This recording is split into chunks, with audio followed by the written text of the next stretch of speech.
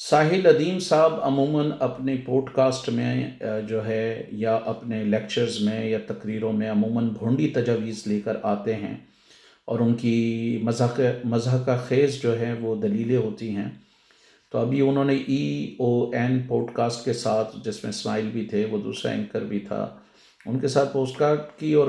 Pod cost کی، اور اس میں سوک ایشوز پر انہوں نے کہا کہ جی 25 کروڑ لوگ جو ہے وہ صفائی کر رہے ہیں، اور شہباز شریف تو نہیں آئے گا وہ صفائی کرنے کے لیے۔ اس طرح کی لچھے دار باتیں کر کے یہ جو ایشوز ہوتے ہیں ان کو اتنا الجھا دیتے ہیں اور ان کو کمپلیکس بنا دیتے ہیں اور حقیقتوں کو چھپاتے ہیں۔ حقیقت یہ ہے کہ پاکستان میں سیاسی جماعتیں اختیارات کی نچلی سطح تک منتقلی نہیں چاہتی۔ جب وہ ناروے، ساحل ادیم صاحب ناروے یا مغرب کی مثال دیتے ہیں کہ وہاں صفائی ہوتی ہے، اچھا سسٹم ہے، مغرب میں یہ اس وجہ سے ہے کہ وہاں لوکل باڈیز کو کسی حد تک اختیارات دیے گئے ہیں۔ مثال کے طور پہ UK میں جو ہے وہ پولیس بھی جو ہے وہ مقامی انتظامیہ کے کسی حد تک ماتحت ہوتی ہے، اسپتال ان کے کنٹرول میں ہوتے ہیں، آپ کے جو سڑکیں بنانا، اسٹریٹ لیمپ لگانا، پارکس ہیں، لائبریری ہیں، کمیونٹی سینٹر ہیں، تعلیمی ادارے ہیں، بالکل اسی طرح روزگار کی فراہمی میں ایون جو لوکل کونسلز ہیں وہ رول پلے کرتی ہیں۔ بڑے بڑے جو کانسرٹس ہوتے ہیں یا اجتماعات ہوتے ہیں اس کے لیے کونسلز کو اچھے خاصے اختیارات ہیں، لا اینڈ آرڈر پر ان کے اختیارات ہیں، قانونی معاملات میں ان کے اچھے خاصے اختیارات ہیں۔ اسی طرح تعلیم، سارے اسکولز کالجز وہ چلا رہے ہیں۔ پاکستان میں شہباز شریف صاحب ہوں یا کوئی ہوں، وہ ڈپٹی کمشنر کے تھرو چلانا چاہتے ہیں، کلونیل اسٹائل میں چلانا چاہتے ہیں۔ بلاول بھٹو زرداری صاحب جو ہے وہ انگلینڈ میں پڑھ کر گئے ہیں، شہباز شریف کے بچے انگلینڈ میں پڑھ کے گئے، یہ ساری چیزیں سیکھتے ہیں، لیکن یہ یہاں کے لوکل ان ممالک کے جو لوکل باڈیز کے سسٹم ہیں، UK یا فرانس کے یا دوسرے ممالک کے، وہ امپلیمنٹ کرنا نہیں چاہتے۔ کیوں؟ کیونکہ اگر لوکل باڈیز کو یہ صحیح سے اسٹرینتھن کریں گے تو کل ان کو اپنے جو ہے وہ کارکن لیول کے بندے کو جو ہے وہ ٹکٹ دینا پڑے گا۔ نیچرلی کونسلر لیول کا الیکشن تو بلاول بھٹو زرداری نہیں لڑیں گے، یا جو ہے وہ شہباز شریف کے بچے سلمان یا حمزہ تو نہیں لڑیں گے۔ اس کے لیے ہو سکتا ہو کارکن لیول کے بندے کو ٹکٹ دینا پڑے، وہ اگر اچھی پرفارمنس دکھائے تو اس کو پھر صوبائی سطح پر یا قومی سطح پہ دینا پڑے۔ لیکن ان لوگوں کا تو مسئلہ یہ ہے کہ پاکستان میں جو پالیٹکس ہے وہ علاقے بٹے میں، ہر علاقے میں جاگیردار ہیں، تو شہباز شریف اور نواز شریف صاحب کی فیملی کے ہی اپنے 20-22 کے قریب لوگ ہیں، ایکسٹینڈڈ فیملی، اور فیملی کے جو الیکشن میں حصہ لے رہے ہوتے ہیں، وزارتوں میں ان کا حصہ ہوتا ہے، ٹھیک ہے، چاہے وہ عابد شیر علی صاحب ہوں، حمزہ ہوں، مریم صاحبہ ہوں اور دوسرے لوگ ہوں۔ یہی صورتحال جو ہے وہ پیپلز پارٹی کے ساتھ ہے، یا پیپلز پارٹی کے ساتھ جو خاندانی سیاست والے جڑے ہوئے ہیں کہ جی خیرپور سے منظور وسان کو ہی آنا ہے، یا سائیں قائم علی شاہ یا دوسری فیملیاں ہیں، اسی طرح سانگڑ سے کچھ مخصوص فیملیاں آنی ہیں، جو شکارپور سے آغا سراج درانی اور دوسرے لوگوں کو آنا ہے، تو ہر علاقے، اسی طرح ملتان سے شاہ محمود قریشی یا یوسف رضا گیلانی یا رحیم یارغاں سے جو ہے مخدوم فیملی اور کچھ دوسری فیملی، یہ علاقے بٹے میں ہیں۔ تو لوکل باڈیز کے سسٹم کو اس طرح کہہ کر آپ کیا کہہ رہے ہیں، یہ عوام پر بوجھ ڈال کے کہ عوام اس کو جو ہے وہ صاف کریں،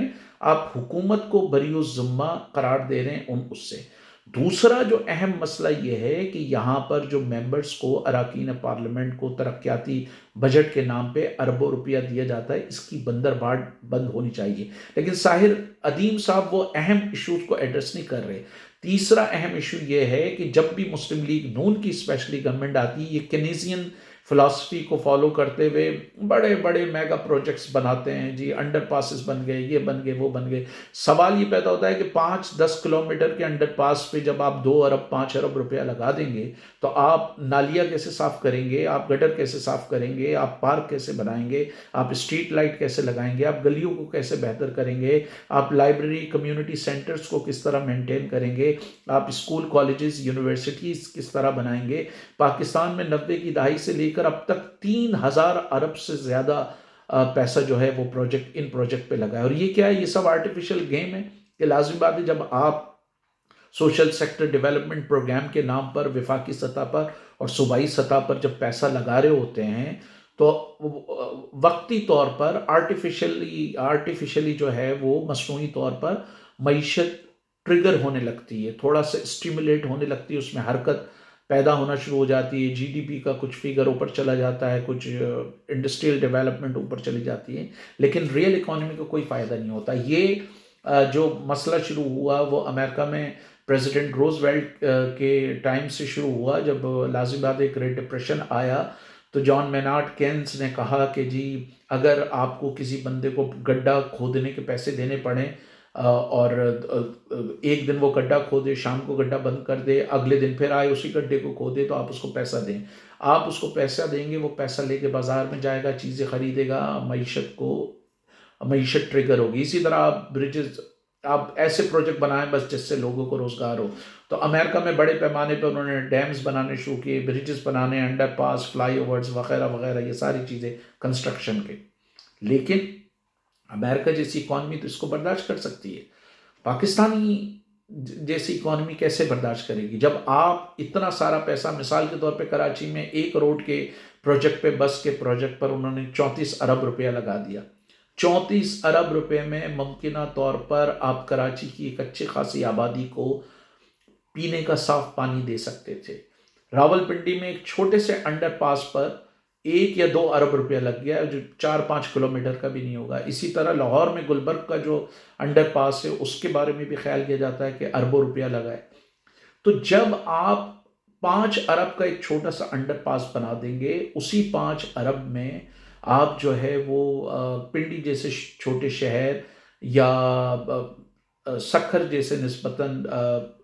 دوسرے لیول کے شہر، وہاں پر پورا سینیٹیشن دے سکتے ہیں۔ اب اس کی وجہ سے کیا مسئلہ ہو رہا ہے کہ کیونکہ آپ میگا پروجیکٹ پہ بہت سارے پیسے لگاتے ہیں، آپ کو پھر world bank, I M F, Asian development bank سے قرضہ لینا پڑتا ہے، آپ قرضوں کی دلدل میں مزید پھنس رہے ہیں۔ آپ نے اتنے سارے انڈر پاسز بنا لیے، اتنے سارے فلائی اوور بنا لیے، اتنے سارے موٹر ویز وغیرہ بنا لیے، صورتحال کیا ہے کہ آپ کا انٹرنل اور ایکسٹرنل ڈیٹ جو ہے وہ اب $250 بلین سے زیادہ کا ہو گیا ہے، جو آنے والے 25-30 سال میں $400 بلین سے زیادہ کا ہو جائے گا۔ $300 بلین پر جو ہے وہ میکسیکو کی اکانومی ڈیفالٹ کے قریب پہنچ گئی تھی، $280 بلین پہ برازیل کی اکانومی ڈیفالٹ کے قریب پہنچ گئی تھی، $290 بلین پر جو ہے ارجنٹینا کی اکانومی ڈیفالٹ کے قریب پہنچ گئی تھی۔ تو لازم بات ہے اس حوالے سے کوئی سوچ رہا نہیں۔ پھر اس میں ساحل ادیم جیسے صاحب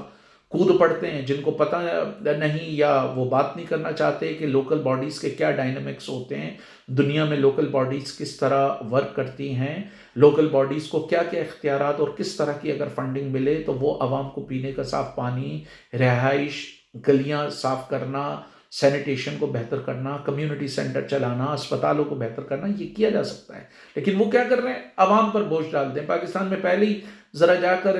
فیصل آباد میں وزٹ کریں، 12 گھنٹے مزدور بیچارے کام کرتے ہیں، 12 گھنٹے کام کرنے کے بعد وہ جو ہے وہ پاکستان کے 4-5 کروڑ مزدور جو ہیں وہ یہ بھی سارا کام کریں، اور یہ نہ ہو کہ حکمراں یا فیڈرل گورنمنٹ اپنے پاس پورا پیسہ رکھنے کے بجائے، صوبائی حکومتیں اپنے پاس پورا پیسہ رکھنے کے بجائے، مثال کے طور پہ شہباز شریف صاحب پر یہ الزام ہے کہ انہوں نے پورے پنجاب کی بجٹ کا ایک سبسٹینشیل حصہ جو ہے وہ لاہور پہ خرچ کیا ہے۔ تو ضرورت اس امر کی ہے کہ ڈیولوشن آف پاورز ہو، اختیارات کی نچلی سطح تک منتقلی ہو، اور صوبائی حکومتیں جو ہیں وہ مقامی حکومتوں کو خود مختار بنائیں اور ان کو فائنینشلی زیادہ سے زیادہ سپورٹ کریں تاکہ اس مسئلے کا حل نکل سکے۔ اس مسئلے کا حل جو ہے وہ ساحل ادیم صاحب کی لچھے دار باتوں سے نہیں نکلے گا یا ان کے بھاشن سے نہیں نکلے گا۔ جب تک آپ فائنینشیل ان کو اٹانومی نہیں دیں گے اس وقت تک یہ مسئلہ حل نہیں ہوگا۔